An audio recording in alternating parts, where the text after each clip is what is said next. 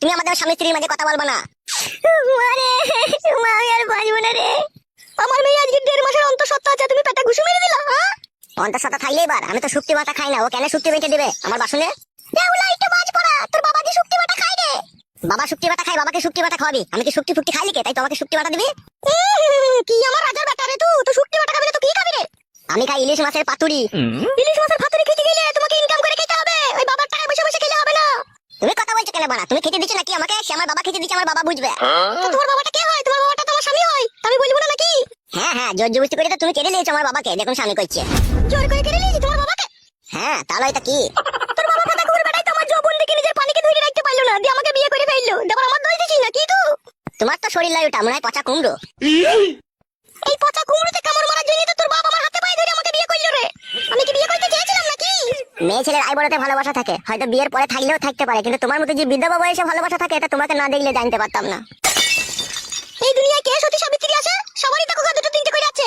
ওইসব আমি মারা জানতে চাই না, কার কি আছে না আছে। ঠিক আছে আমি শুক্তি বাটা খাবো না তাই জানি। শুক্তি বাটা যেমন তুই খাবি না, বাজার থেকে বড় বড় ইলিশ মাছ কিনে এনে দিবি, তোকে বলে দিলাম আমি।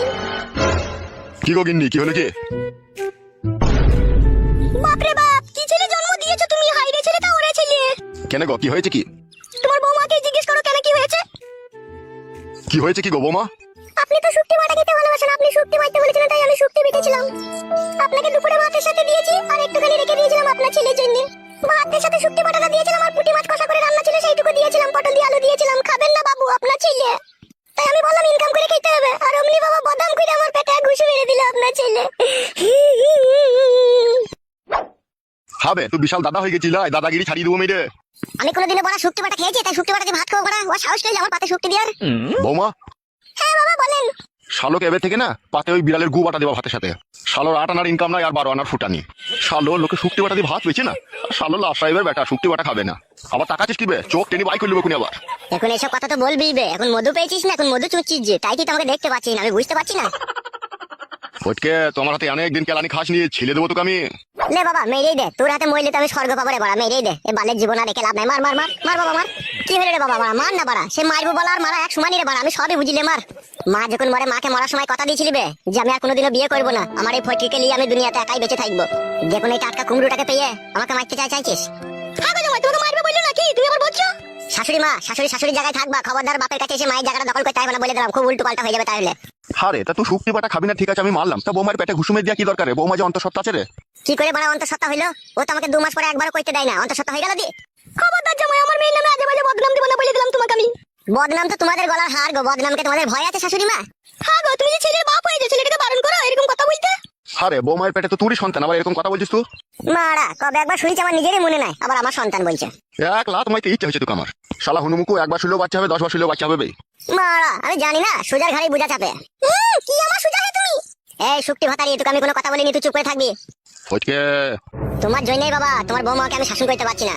ভাত খেয়ে গাবে আমার এই সুখের সংসারে দুঃখের আগুন লাগাই নাবে। তোরাই সংসার পেতেছিস, তোরাই ভাত তরকারি খা বাড়া, আমি এটা খাবো না, আমি এটা চললাম। আর বৌমা তোমাকেও বলে হারিয়ে যায়, তোমার স্বামী কি খায় না খায় তুমি সেটা জানো না? আমি কি জানি বাবা, আপনি শুক্তি বাটা খান বলে আমি ভেবেছি হয়তো আপনার ছেলেও খায়। কেন হে বুড়ো জুতা মেয়ে এসে শুক্তি বাটাটা দিয়ে কি আমার মেয়ে খুবই অন্যায় করে ফেলেছে নাকি? বেশি কেলিও না তো ভুদা, যে ঠাকুর যেই ফুলে সন্তুষ্ট তাকে সেই ফুল দিয়ে পুজো করতে হয়। কই রকম হার হাওয়াতে টাকা হাতকা 12 বছর ছেলে যদি আমার পেটে জন্ম নিত না, কবে আমি 20 দিয়ে মেরে ফেলতাম।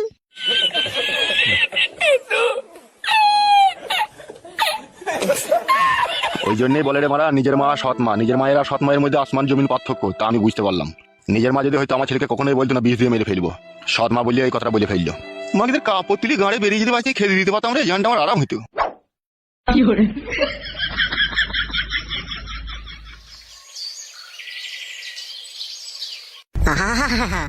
জ্বলে গেল ভগবান, আমার ভিতর শুধু জ্বলে গেল।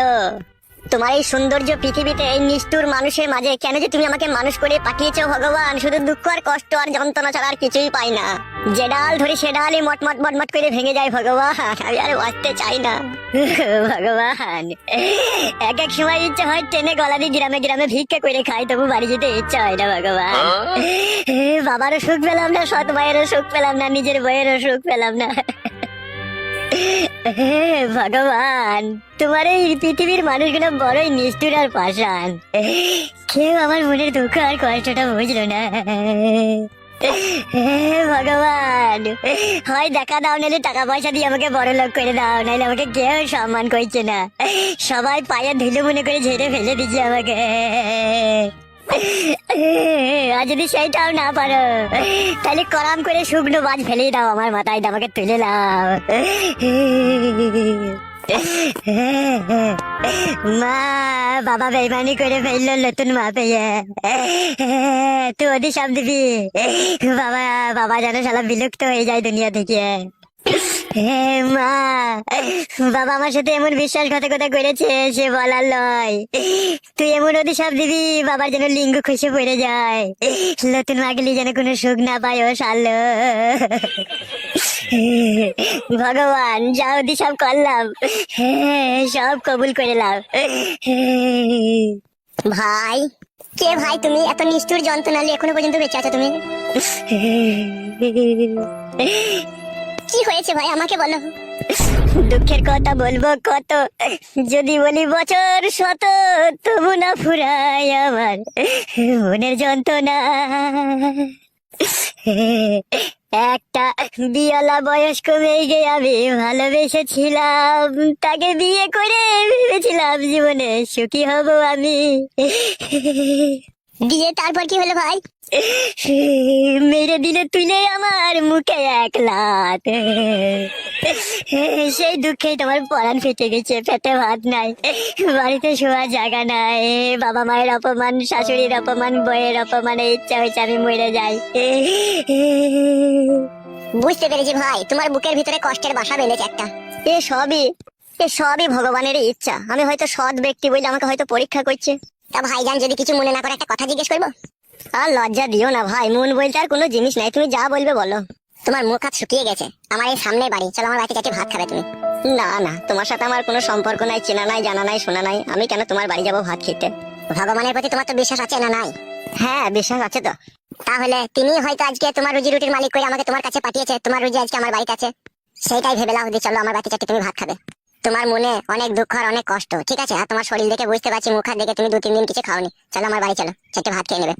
সত্যি এখন বুঝতে পারছি, তাহলে সব মানুষ এখনো পর্যন্ত খারাপ হয়নি, তোমার মতো ভালো মানুষও তাইলে কিছু আছে দুনিয়াতে। এখন ওসব কথা পরে হবে, তুমি চলো আমার বাড়িতে চারটে ভাত খাবে। হ্যাঁ ভাই চলো, ওটো ওখান থেকে ওটো, চলো ভাই চলো, আর মন খারাপ করে কোনো লাভ হবে না, চলো। ভগবান তোমার মঙ্গল করুক ভাই। আচ্ছা ঠিক আছে,